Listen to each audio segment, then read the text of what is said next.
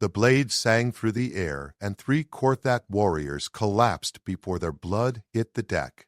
Zara's 4 eyes widened in disbelief. Her husband, the soft-spoken engineer who fixed broken conduits and smiled at her over morning meals, had just moved faster than her predator instincts could track. "Get behind me," Derek said, his voice no longer gentle. It carried the edge of something ancient and terrible.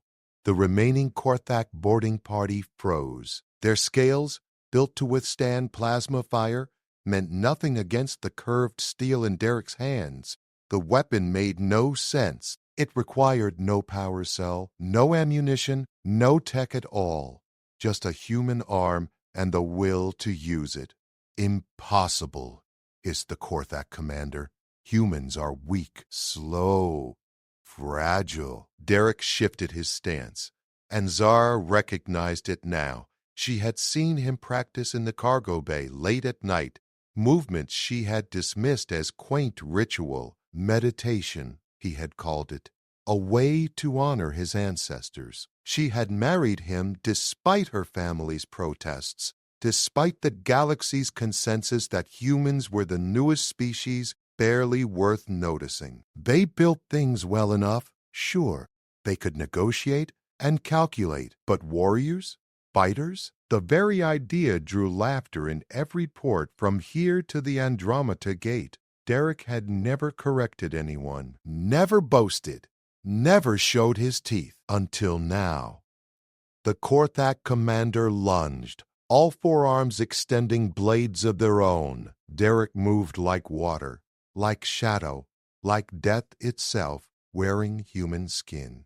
The sword in his hand wasn't just a weapon. It was an extension of his will, centuries of refinement in every angle and arc. 2 more Korthak fell. Zara's tactical computer crashed, trying to track the movements. Her species had dominated the warrior castes for 3,000 years, and she could not follow what her human husband was doing. "Retreat," the Korthak commander's voice cracked. "Retreat now." But Derek was already between them and their boarding craft. His eyes, usually warm with affection when he looked at her, now held something that made her blood run cold, despite her love for him. "You came to my ship," Derek said quietly. "You threatened my wife. You picked the wrong human to test." The sword moved again. Korthak armor, rated to withstand directed energy weapons, split like paper. The boarding party scattered in panic. The survivors fled to their craft, leaving their dead behind. Derek stood among the bodies, breathing steady, not even winded. The sword in his hand didn't have a single drop of blood on it. The blade was too sharp, the cuts too clean. He turned to Zara, and the coldness left his eyes. The warmth returned. "Are you hurt?" he asked, concern flooding his voice. Zara could not speak, could not process, could only stare at the male she thought she knew. "Zara?" Derek took a step toward her, and she flinched. She had never feared her husband before this moment. Derek lowered the sword immediately, reading her body language with the same precision he had used to dismantle the Korthak. He set the blade on the deck between them and raised his empty hands. "I need you to breathe," he said. 4 counts in, hold 4, 4 counts out, with me. Zara's combat training kicked in before her conscious mind caught up. She matched his breathing pattern. The panic threatening to overwhelm her sensory clusters began to recede. "Better?" Derek asked. She managed a nod. Her translator implant struggled to process her thoughts into any language. Finally, she found words. "What are you?" "The same person I was 10 minutes ago. The same person who burned breakfast yesterday, who cannot for the life of him remember where he puts his data pad." Derek's smile was sad. "The same person who loves you more than anything in this galaxy or the next. You killed 7 Korthak in less than 30 seconds. 8. One is still bleeding out in the corridor junction." Derek gestured toward the hallway. We should secure the ship. Make sure there are no more. Zara's legs moved on autopilot, her warrior training pushing through the shock. She retrieved her plasma rifle from where she had dropped it. Together they moved through the cargo freighter, checking every compartment. The ship was clear. The Korthak had sent only one boarding party, confident that a small civilian vessel crewed by a human and his Thoraxian wife would be easy prey. They had been so very wrong. In the bridge, Derek pulled up the communications logs while Zara sealed the hull breach. His hands moved across the controls with the same casual efficiency he always showed, like nothing had happened, like he had not just shattered everything she thought she knew about humans. They were tracking us for 2 days, Derek said, studying the data. Waited until we were far from any patrol routes. Professional pirates, not random raiders. They chose wrong. Zara's voice came out harsher than she intended. They did. Derek turned to face her fully. Zara, we need to talk about what you saw. I saw my husband move like a Kravik Deathblade master. I saw him kill trained warriors with a primitive weapon that should not work against modern armor. I saw something impossible. It's not impossible. It's just unexpected. Derek leaned against the console. Humans have been fighting wars for our entire existence. We have refined the art of killing for thousands of years. We studied it, perfected it, made it beautiful and terrible. But the reports, the assessments, every species agrees humans are not physical threats. We let them believe that. Derek's expression remained neutral. It's easier that way. Safer. We get better trade agreements when people think we are harmless technicians and merchants. Zara's scales rippled with agitation. You lied to the entire galaxy. We didn't lie. We just didn't correct their assumptions. Derek moved toward her slowly, reading her body language. When humans joined the galactic community, we saw species who could breathe fire, who had natural armor, who could survive in vacuum. We looked fragile in comparison, so we leaned into it. Strategic deception, survival. Derek stopped an arm's length away. Do you know what happens to species that other races view as military threats? They get contained, restricted, watched. We wanted to explore, to trade, to join civilization, not spend centuries proving we were not conquerors. Zara processed this. Her tactical mind was already seeing the implications. Humanity had positioned itself as the galaxy's engineers and negotiators while hiding combat capabilities that rivaled or exceeded the warrior castes. "How many humans can fight like you?" she asked. Derek was quiet for a moment. Most of us train in something. Not everyone pursues it seriously, but the foundations are there. Martial arts, firearms training, tactical thinking. It's part of our culture. We teach our children to fight before they learn algebra. And the sword, kenjutsu, the way of the sword. My grandfather taught me. His grandfather taught him. The lineage goes back centuries. Derek's voice carried a weight of history. Every culture on Earth has weapons traditions. Some of us keep them alive. Zara looked at her husband and saw him differently now. Not weaker, not softer, just more complex. The gentle engineer who fixed her breakfast and the warrior who had defended their ship were the same person. She had simply been blind to half of him. "Show me," she said suddenly.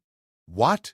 "Show me how you fight properly, not in combat." "I want to understand." Derek studied her face, all 4 of her eyes. "Are you sure? I married you because I saw something in you that my people could not see. I was right, but I was also blind. I want to see all of you." Derek retrieved the sword from where he had left it, in the cargo bay's open space. Under the cold light panels, he began to move. This was different from the explosive violence Zara had witnessed during the attack. This was controlled, deliberate, each motion flowing into the next like water finding its path. The sword traced patterns in the air that her tactical computer tried and failed to predict. Kenjutsu is not about strength, Derek explained as he moved. It is about precision, timing, understanding the geometry of combat. The sword becomes an extension of your body. Your body becomes an extension of your intent. Zara watched him execute a series of cuts, each one perfect, each one capable of ending a life. But there was something meditated in the practice, something that contradicted the lethality. We have a saying on Earth, Derek continued, transitioning into a different stance. The sword that takes life is the same sword that gives life. A warrior's purpose is not to seek violence, but to be prepared to end it. That sounds like philosophy, not combat doctrine. For humans, they are the same thing. Derek stopped, holding the blade at rest. Our weapons masters are also teachers, poets, spiritual guides. We learned long ago that those who love fighting make poor warriors. Those who understand the cost of violence but train anyway, those are the ones who survive. Zara approached slowly. May I? Derek reversed the sword, offering her the handle. She took it and immediately understood why he moved the way he did. The weapon's balance was perfect, every gram of weight precisely distributed. This was not a tool, this was art. How heavy is this by human standards? She asked. Light, a little over 2 pounds. There are heavier swords, but speed matters more than mass when the edge is this sharp. Zara attempted one of the cuts she had watched him perform. Her movement was clumsy, inefficient. The sword felt wrong in her grip, despite her superior strength. Like this, Derek stepped behind her, adjusting her arms. It is not about force. Let the blade do the work. Guide it. Do not push it. She tried again. Better, but still far from what Derek made look effortless. How long did it take you to learn? I started when I was 6 years old, practiced almost every day. I am 32 now. Derek took the sword back, executing the strike so fast Zara's eyes could barely track it. And I am still learning. My grandfather could move in ways I will probably never achieve. 26 years of training. Zara felt something shift in her understanding. And you are not even considered a master among your people. There are humans who have dedicated 50, 60 years to the blade. Some styles have unbroken lineages going back 1,000 years or more. Kenjutsu, Kendo, Aikido. These are just the Japanese sword arts. China has its own traditions. Europe, the Middle East, every region developed its own systems. Zara sat down on a cargo container, her legs suddenly weak. The galaxy has no idea what humans are capable of. That is the point. Derek cleaned the blade with a cloth, his movements ritualistic. When we first encountered the Korthak Dominion, they sent raiders to test our colonies. 3 ships against a mining station on Kepler, 442b. The miners were construction workers, engineers, families, not soldiers. What happened? The Korthak boarded the station expecting easy victims. They found humans with improvised weapons, coordinated tactics, and absolute refusal to surrender. By the time Galactic Patrol arrived, the miners had captured 2 of the 3 ships and killed every raider who had set foot on their station, using nothing but mining tools and construction equipment. Derek sheathed the sword. The patrol wrote it off as luck, desperation, home terrain advantage. They never considered that humans might be naturally good at violence, that we might have spent our entire evolutionary history becoming apex predators on a death world. Earth is not classified as a death world because we terraformed it before we left, made it nice, cleaned up the pollution, restored the ecosystems. But Earth? Original Earth? Derek's laugh was bitter. Gravity higher than 70% of inhabited worlds, weather that can kill in hours, predators in the oceans, the air, the land, diseases that evolve faster than we can treat them. We grew up fighting everything, including each other. Zara thought about her own homeworld. Theraxa, mild climate, few predators. Her species had evolved as pursuit hunters on open plains, where cooperation mattered more than individual combat prowess. You said most humans train, she pressed. What about your military? Derek's expression became carefully neutral. The Terran Defense Force does not officially exist, according to galactic records. We have system patrol ships, search and rescue, customs enforcement, all reasonable things for a spacefaring species. But unofficially, every human colony has defense militias. Every cargo ship has crew who know how to fight. Every station has weapons caches hidden in maintenance tunnels. Derek met her eyes. And yes, we have military units, special operations forces trained to standards that would terrify the Galactic Council if they knew the details. Why tell me this? Why not keep the secret? Because you are my wife. Because I will not lie to you, even by omission. Derek's voice softened. And because after today, you deserve to know who you married. Zara stood and walked to the viewport, staring at the starfield beyond. Her mind raced through implications, calculating scenarios her tactical training demanded she consider. If humanity wanted to, she said slowly, you could take the entire sector. We could try. Derek joined her at the viewport. But holding territory requires more than winning battles. It requires administration, logistics, dealing with insurgencies. Humans are good at fighting. We are less good at occupation. History taught us that lesson many times over. So you hide, you trade, you build things, and when someone pushes, you push back hard enough, that word spreads. Exactly. The Korthak will report what happened here. They will say a human killed 8 of their warriors with a primitive blade. Some will believe it. Most will think it exaggeration, combat stress, malfunctioning sensors. But the smart ones will hesitate before targeting human ships again. Zara turned to face him. My family warned me against marrying you. They said humans were weak, that I was lowering myself, that our children would be disappointments. I remember. They were wrong about everything except one thing. Zara's scales shifted to the deep blue of serious conviction. Our children will be formidable. They will have my strength and your precision, my tactical mind and your unpredictability. The galaxy has no idea what is coming. Derek smiled, genuine warmth replacing the warrior's edge. Is this your way of saying you are not afraid of me anymore?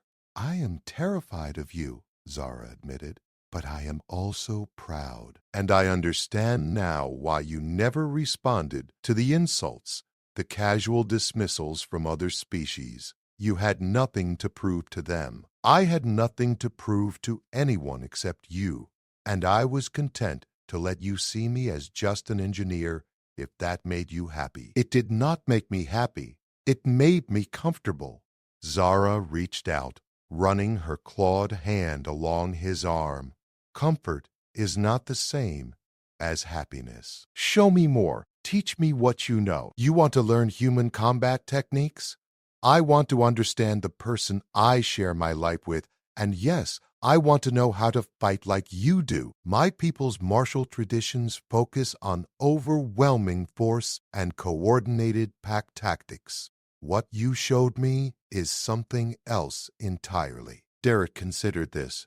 It will take years, human martial, hopefully many of them. A proximity alarm interrupted them. Derek moved to the console, his posture shifting immediately back into tactical alertness. Zara noticed the transition now, saw how he could flip between states like a switch. 3 ships dropping out of hyperspace, Derek announced. Korthak signatures, battlecruiser class, and 2 destroyers.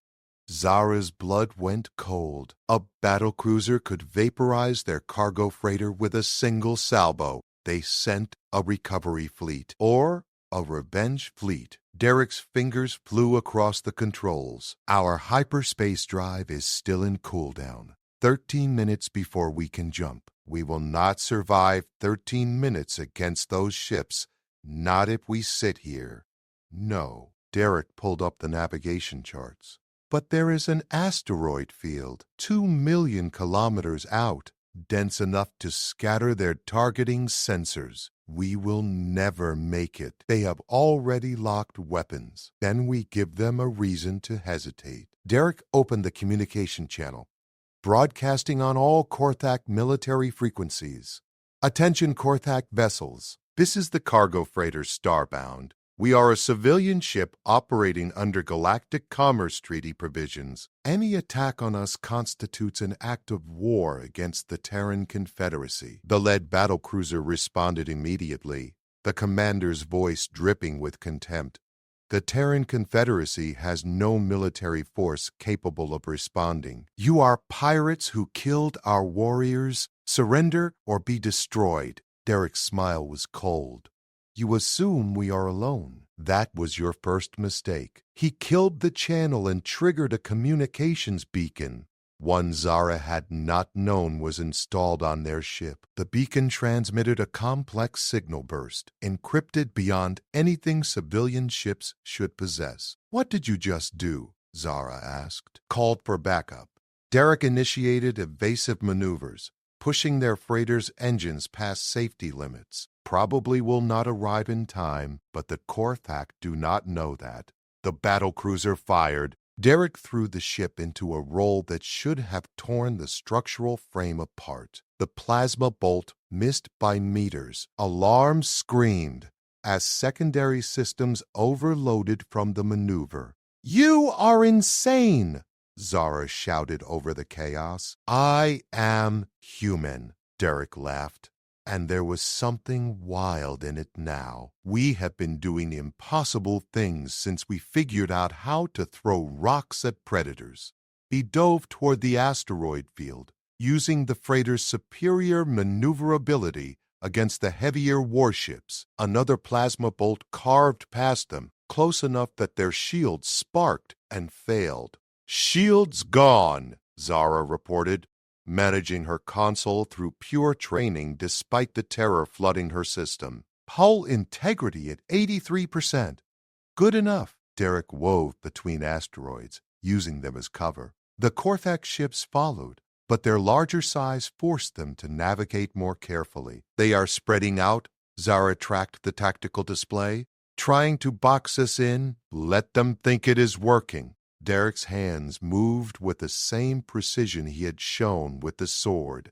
Every thruster burst calculated. Zara, I need you to do something that will sound absolutely crazy. More crazy than fighting a battlecruiser in a cargo freighter?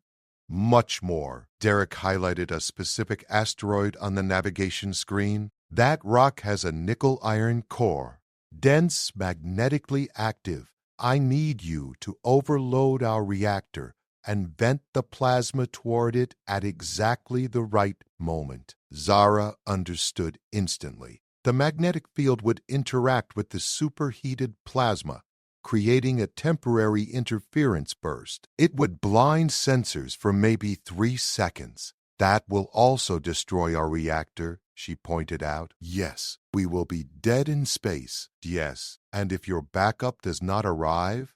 Derek looked at her, and she saw the truth in his eyes. This was a gamble with their lives as stakes, but it was a gamble calculated by someone who had spent 26 years learning how to find the single opening in an opponent's defense. Trust me, he said. Zara's claws moved across her console. Tell me when?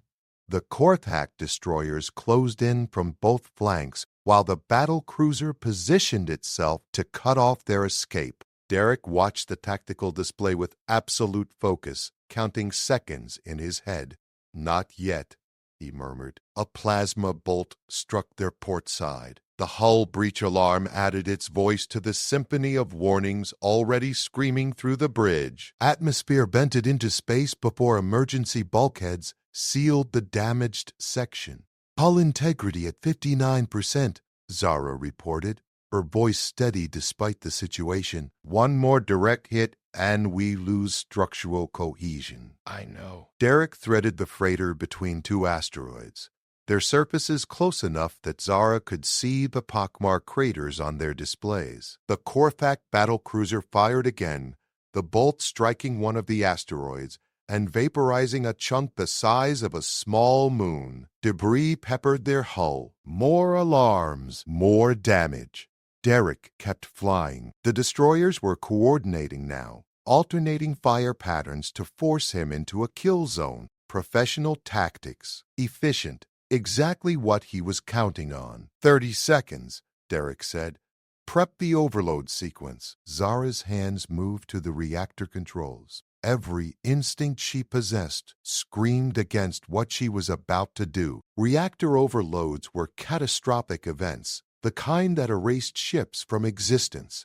But she had watched Derek kill 8 Korthak warriors with a piece of sharpened steel. If he could do the impossible there, maybe he could do it here.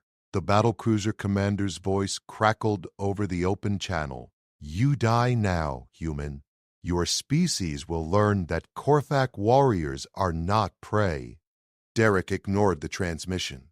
His eyes tracked the positions of all 3 ships, calculating angles and velocities with the same precision he had used to position his sword strikes. 20 seconds. The destroyers fired simultaneously. Derek dropped the freighter's nose, diving under the converging plasma bolts, by a margin so thin that the heat washed over their remaining shields and burned them away completely. Now they had nothing between their hull and the void except luck. 10 seconds. The battlecruiser moved into position, its main cannon charging for a shot that would cut their ship in half. Derek accelerated directly toward it, a move so suicidal that the Korthak commander hesitated for a fraction of a second, confused by the tactic. That hesitation was all Derek needed. 5 seconds. 4, 3. He flipped the freighter into a spin, presenting their belly to the battlecruiser, while simultaneously positioning them between the nickel-iron asteroid and all 3 enemy ships. 2. Now. Zara triggered the overload. The reactor screamed as containment fields collapsed in a controlled cascade. Superheated plasma erupted from the emergency vents, a directed stream that intersected with the asteroid's magnetic field. The effect was spectacular. The magnetic field grabbed the plasma and spun it, creating an expanding sphere of electromagnetic chaos that propagated outward at near light speed. Every sensor, every targeting system, every communication array on all 3 Korthak ships went blind simultaneously. Derek killed their engines and let momentum carry them forward, silent and dark, a ghost ship drifting through the void. 3 seconds of blindness. The Korthak battlecruiser, unable to see its target, fired where the freighter had been. The plasma bolt missed by 200 meters. 2 seconds. The destroyers, panicking, fired wildly into the interference. One bolt struck the asteroid, shattering it into 1,000 fragments that scattered across the battlefield. 1 second. Sensors started to clear. Derek and Zara sat in the dark bridge, their reactor dead, their ship powerless, waiting to see if they would survive the next 10 seconds. The Korthak battlecruiser's sensors locked onto them, weapons charged. This time there would be no evasion, no clever trick, just a defenseless cargo freighter and an enemy who wanted revenge. The main cannon fired, and then space tore open. A hyperspace window materialized directly between the freighter and the incoming plasma bolt. The bolt vanished into the distortion, and emerging from the window came something that made Zara's breath catch in her throat. It was a warship, but like nothing she had ever seen in any galactic fleet. Sleek, angular, covered in armor that drank light instead of reflecting it. No running lights, no identification markings, just pure predatory purpose made physical. The ship was small, barely frigate-sized, but it moved with a grace that reminded Zara of Derek with his sword. It positioned itself between the freighter and the Korthak fleet with casual confidence. "Attention Korthak vessels!" A new voice transmitted, female, carrying an accent Zara recognized as North American. "You are engaging a Terran Confederacy-protected asset. Stand down immediately or be destroyed." The Korthak commander laughed. "One frigate against a battlecruiser and 2 destroyers? Your math is poor, human. Your intelligence is worse." The woman's voice remained calm. "You fired on a civilian ship. You ignored treaty law. You came hunting for easy prey and found something else. Final warning. Stand down." The battlecruiser fired. The human warship didn't dodge. It accelerated directly into the plasma stream, and Zara watched in disbelief as the bolt simply dissipated against the ship's hull. Whatever armor technology the humans had developed, it made Korthak weapons look like children's toys. Then the human ship fired back. No plasma, no missiles.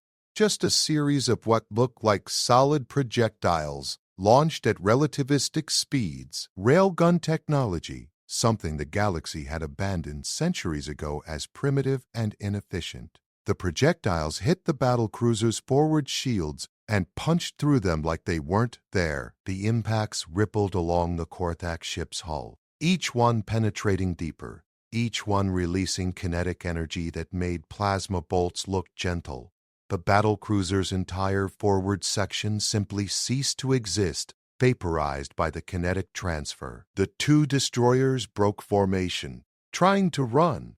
The human warship launched missiles, but these weren't standard ordnance. They moved with impossible agility, tracking the destroyers through evasive maneuvers, adjusting course with thrust vectors that defied physics.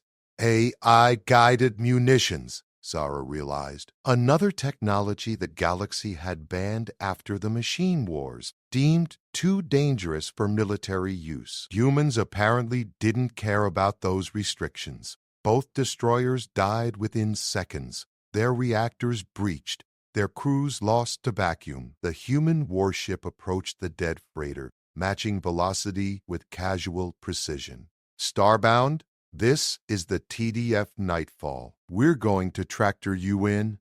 Sit tight." Derek leaned back in his chair, finally allowing tension to leave his shoulders. "Told you backup would come. You also said it probably wouldn't arrive in time," Zara pointed out. "I lied.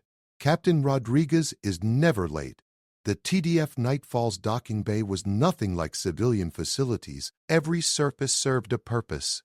Every space optimized for rapid deployment. Marines in powered armor stood at attention as Derek and Zara crossed from the docking tube, their weapons held with the same casual competence Derek showed with his sword. A woman approached, her uniform black with silver insignia Zara didn't recognize. She was tall, dark-haired, and moved with the confidence of someone who had just destroyed 3 warships without breaking a sweat. "Derek Chen, you are either the luckiest man alive or the dumbest," Captain Rodriguez said, then pulled him into a brief embrace. "Good to see you, brother. Good to be seen." Derek gestured to Zara. "Captain Elena Rodriguez, meet my wife." "Zara." Rodriguez extended her hand in the human greeting gesture. Zara took it, noting the captain's grip was firm but not challenging. Your husband called in a favor that's going to generate about 6 months of paperwork for me. I apologize for the inconvenience, Zara said carefully. Don't. He helped design the power distribution systems on this ship. I owe him more than one extraction. Rodriguez turned to Derek. Though I'm curious how you ended up with a Korthak kill squad on your tail. Wrong place, wrong time, wrong assumptions on their part. Rodriguez laughed. They thought you were easy prey. How many did you drop before we arrived? 8. With the antique you keep in your cabin? Rodriguez shook her head. You're going to give the intelligence community nightmares. They spend so much effort maintaining our peaceful reputation, and you go full samurai on a boarding party. They threatened Zara. Rodriguez's expression shifted, understanding passing between the two humans. Then they got what they deserved. Still, this complicates things. The Korthak Dominion will demand explanations. They'll want to know why we have ships like Nightfall when our official fleet is just patrol boats and customs cutters. What will you tell them? Zara asked. The truth, after a fashion. That we responded to a distress call from a civilian vessel under attack by pirates. That we defended Terran citizens as any species would. That the Korthak ships were destroyed because they chose to engage military assets while committing an act of piracy. Rodriguez smiled without humor. We'll leave out the parts about railguns and stealth armor and AI targeting systems. Will that satisfy them? Probably not. But it'll satisfy the Galactic Council, and that's what matters. Rodriguez led them deeper into the ship. The Korthak have been testing boundaries for years, pushing to see what they can get away with. Today they learn that humans have boundaries too. Word will spread. They reached the ship's observation deck. Through the viewport, Zara could see debris from the destroyed Korthak vessels, expanding clouds of metal and frozen atmosphere catching starlight. How many ships like this do humans have? Zara asked quietly. Rodriguez glanced at Derek, who nodded permission. Enough, dispersed across human space, hidden in asteroid bases and moon facilities. We call them the Shadow Fleet, ships that don't officially exist, crewed by personnel who are officially retired or on extended leave. An entire secret military? A defensive measure. We learned from Earth's history that the best way to avoid war is to make the cost of attacking you unbearable. Rodriguez looked out at the debris field. Those 3 ships, they were just a patrol group. The Korthak have hundreds more. But now they know that attacking even a single human civilian vessel will bring a response they can't ignore. Zara thought about the implications, her tactical mind running scenarios. Humanity had positioned itself brilliantly, appearing weak while maintaining hidden strength, building trade relationships while preparing for war, smiling and building and fixing things while keeping sword sharp in the dark. The galaxy has no idea, she said again. And we'd prefer to keep it that way, Rodriguez replied. But secrets have a way of getting out, which is why Derek's little demonstration today is going to cause headaches. Can't put that genie back in the bottle. I'm sorry, Derek said. Don't be. You protected your wife. You survived. You reminded the predators that humans aren't prey. Rodriguez turned from the viewport. Besides, maybe it's time the galaxy started asking questions, started wondering if the friendly engineers and merchants might have teeth after all. 2 days later, Derek and Zara transferred to a commercial transport heading to the nearest station. Their freighter was being repaired at a Terran facility, one that officially didn't exist, but somehow had better equipment than most shipyards. As they settled into their cabin, Zara watched her husband unpack the sword, placing it carefully in its stand. He noticed her watching and smiled. Having second thoughts about marrying a human? He asked. No, having first thoughts about what our children will inherit. Zara moved closer, running her claws gently along his arm. They will carry two legacies: my people's strength and coordination, your people's precision and adaptability. The galaxy won't know what to make of them. Maybe that's good. Maybe the next generation should be the ones who bridge the gap between what humanity pretends to be and what we really are. And what are you really? Derek was quiet for a moment, choosing his words carefully. Survivors, adapters. We're the species that looked at a world trying to kill us and decided to make it home instead. That looked at the stars and built ships to reach them. That learned to fight so well we scared ourselves. So we wrapped it in philosophy and art and ceremony to make it mean something beyond violence. He met her eyes, all four of them. We're dangerous when we need to be, gentle when we can be, and above all, protective of what we love. Zara leaned against him, a gesture of trust among her people. The Korthak will tell others what happened. The story will spread. Let it spread. Maybe it's time for the galaxy to see humans as something other than harmless. You were never harmless, just patient. Derek laughed, the sound genuine and warm. That's probably the most accurate thing anyone has ever said about humanity. Outside their viewport, stars wheeled in the infinite dark, and somewhere among them, other species were beginning to ask questions they should have asked long ago. What else were humans hiding?